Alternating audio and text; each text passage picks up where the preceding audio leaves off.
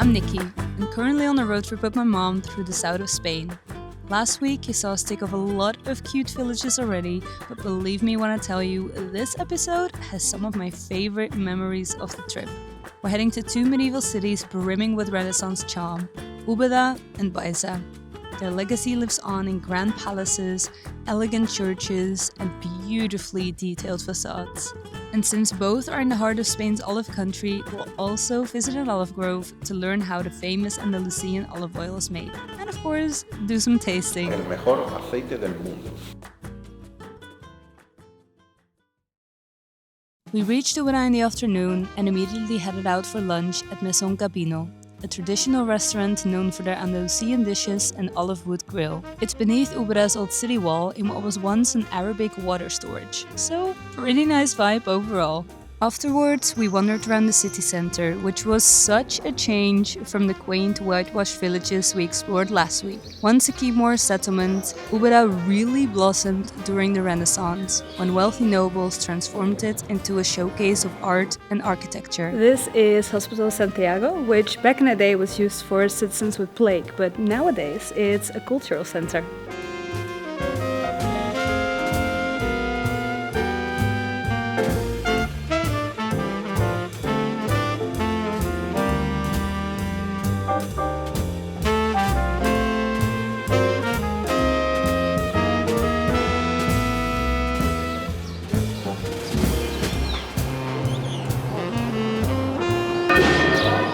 Apart from its Renaissance charm, Úbeda is renowned for its ceramics. With roots tracing back to Arabic and Mudahar traditions, Úbeda's pottery is famous for its intricate designs and timeless forms. We stumbled into the family workshop of Francisco Martínez Villacañas, or better known as Tito, who has earned national acclaim and prestigious awards for preserving the art of pottery while infusing it with new life and creativity.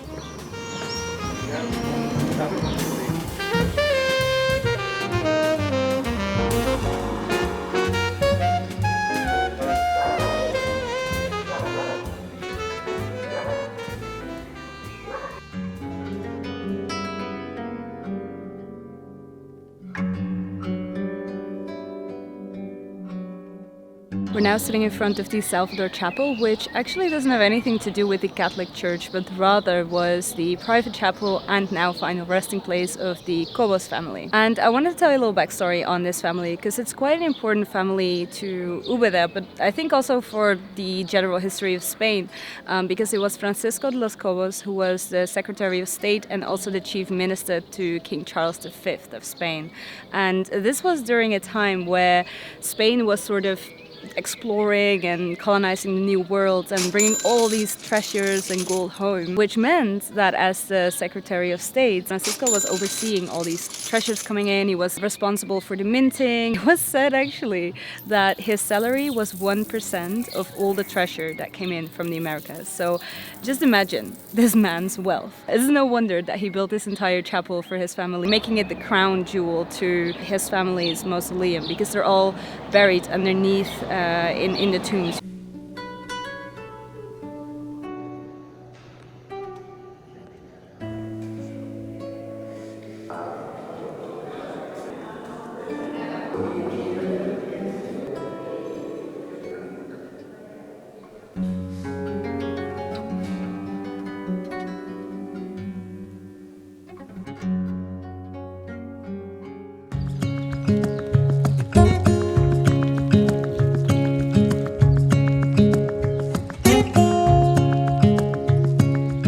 Of the plaza was the Basilica de Santa María de los Reales Alcazares. Quite a mouthful. I literally did that over so many times, and we couldn't even get in because there was some event happening, but I can tell you what it was. So it used to be part of the Alcazar, which if you've seen any of my previous videos in Andalusia, you know that it's a fortress where royal people would stay. The Catholic monarch would stay in these Alcazares. At some point the Alcazar sort of, I think, disappeared, because now the Basilica is just a standalone basilica. Now walking on to Plaza 1 de Mayo, which back in the days had the local market. They're actually setting something up right there, so maybe that's still practice that's being used. They're doing a market every, I don't know, tomorrow's? Welke dag is het morgen?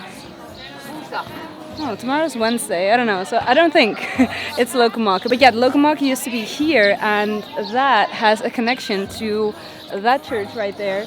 It's Iglesia de San Pablo, and right over there is a little balcony with an interesting fact. It's called a tabladillo, and apparently the priest would come up there to give mass outside on market days, so that the people working the market stalls and the people doing their grocery shopping, could also hear the mass. And fun fact, if you know the poet, singer and songwriter Joaquin Sabina, he was born right behind me in this house, number 20 on the plaza.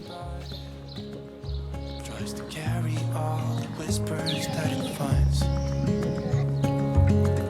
The walls are listening when we talk. When you're walking around Úbeda, you see that there are a gazillion palaces around, so I wanted to know the reason why. Now, as it turns out, Úbeda was located on the border of the Moorish kingdom of Andalusia, and on the other side you'd have Castile. So basically it was quite a dangerous place to live because there could be a battle any moment, and therefore a lot of people moved out. Now, what kings would do is grant special rights and permissions to people living here to repopulate the city, one of them being tax-specific. Hence, a lot of rich people came here, and therefore a lot of palaces got built.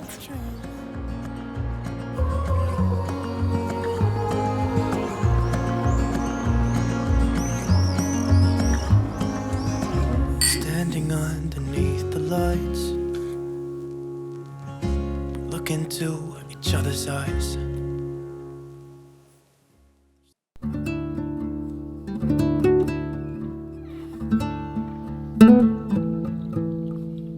Good morning, let me show you around our Airbnb because I think this must be one of the cutest places I've ever stayed in.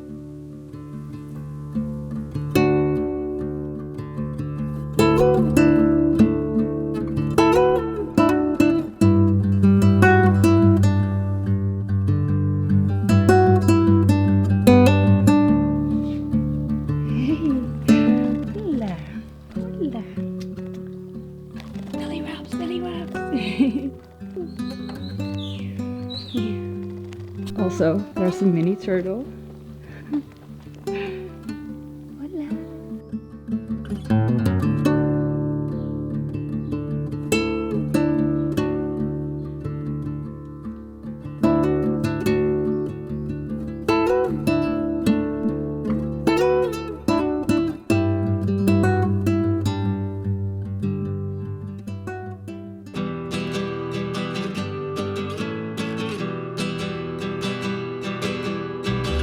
Nestled in the heart of the olive province of Spain, Úbeda felt like the perfect place to do a tour of one of the groves and dive into the region's farming traditions and economy.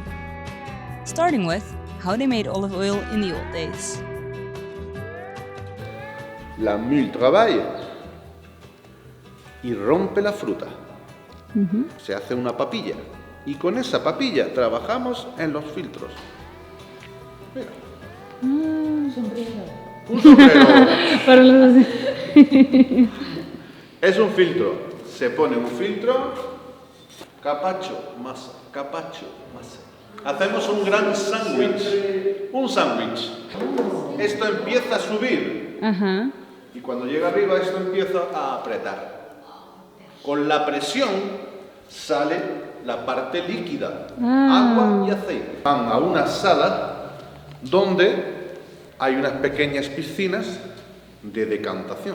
Por densidad, el agua y el aceite se separan. Aceite arriba, agua abajo. Mamá preguntó, ¿cuántos kilos de aceitunas necesitas para una botella así? O bueno, para un litro, por ejemplo. Depende de la cantidad de aceitunas, de aceite que va dentro de la aceituna.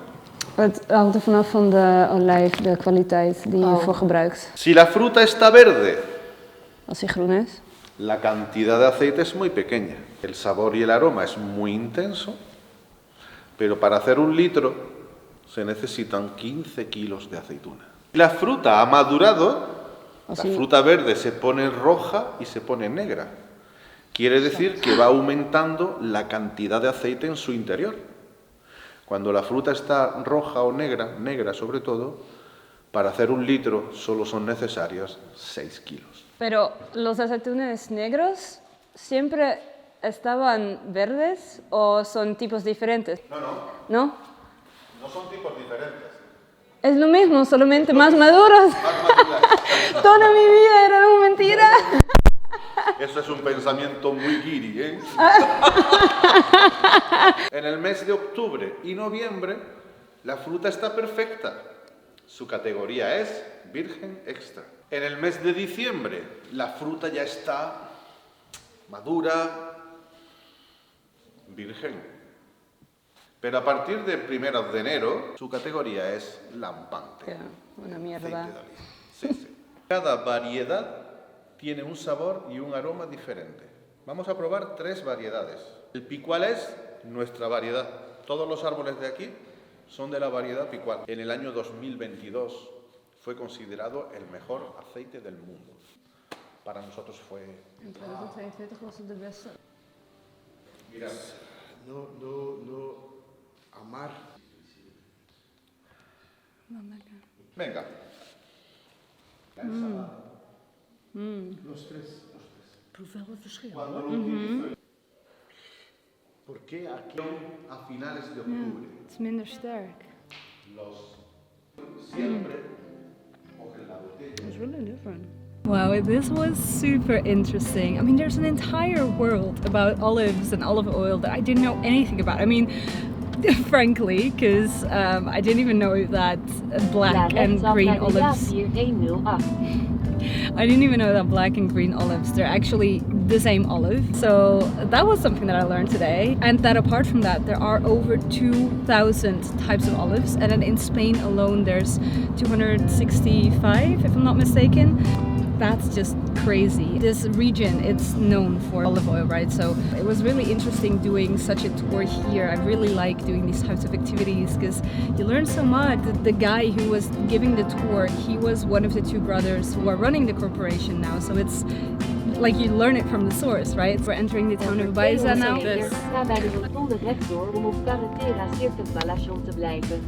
Also, one thing I noticed while doing this road trip, the street names in Spain, they're so immensely long. Sometimes you get these directions from your navigation system and like she's just done talking and then she again needs to say it because that's already the point where you need to like turn or something. We're entering the city of Baeza now, so we're gonna look for a parking spot and then head to lunch. The person who recommended this place to me said you need to try the traditional dish of the house. I think it's apple, fish, maybe ham, I don't know, like it's a lot of things. And that's exactly why you need to mix it well. So the waiter said what could be on this side could not be on that side. You need to eat it as if it were a pâté, which is why we also got a basket of bread. Almost looks too beautiful to eat. Wow. An explosion of flavors, because you got the smokiness of the fish with the freshness of the apple. Our lunch spot for today is a restaurant over there, Casa Andres, and it was recommended to me not just because of the food, but also because of the views. You can literally see the entire valley from here, the mountains in the back, and all that green that you see, it's all olive groves. Can you imagine that? I've never seen something like this before.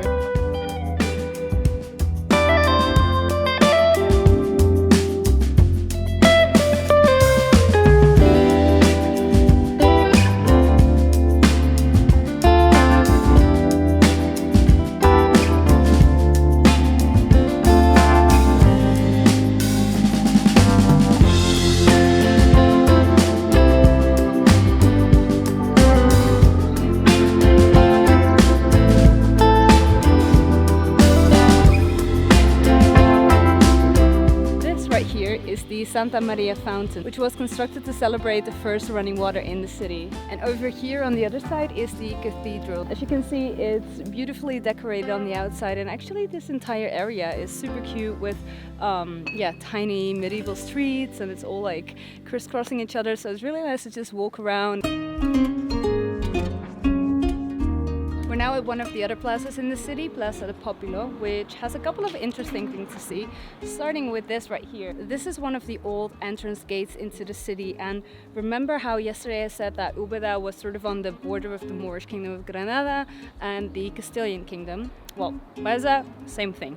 And so that's why Here they also have a sort of priest's balcony because the troops needed to be ready to defend the city or go out into battle at any moment, right? So then the priests would come up here whilst they were storming out to go into battle and give them a last mass or good luck wishes, blessing, I don't know. Now if we cross the street onto the plaza itself, we'll walk into what used to be the old slaughterhouse and right now functions as the court of Úbeda. And this over here is the fountain of the lions, which apparently is a funny name because there's only 2 lions to be seen and the other 2 are supposed to be oxen, I'm told. Oh yeah, you can actually see it. Look, so this one right here, that would be a lion. You can see it on the manes and also his legs are sort of positioned in a sphinx. And then this, without the head, that's supposed to be an ox.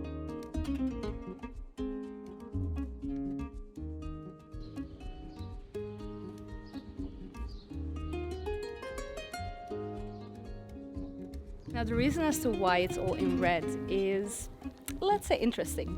So they said that when the students got a doctorate, they would write their names on the wall in bull's blood. Now, I'm not sure if this is true or just an urban legend, but what we do know is that they're called pintores, and I guess you could say they're the graffiti of the 16th century.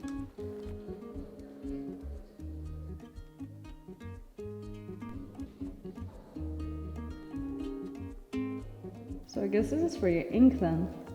Weet jij dat? Is het voor je inkt? Ja, dat is voor je inkt en voor je pen waarmee je schreef. Dat vakje daarnaast. Oh ja. We're at our last stop now, which comes just in time for merienda because we're gonna try virolo. So it's a typical dessert from Baeza, but it's also part of the intangible heritage of Andalusia. So we're gonna try something special here. It's a puff pastry filled with squash. So it actually makes me think of the pastel de Córdoba that I had in Córdoba. Hoe wil je doen? Ja, met een lepel of zo. Oh ja.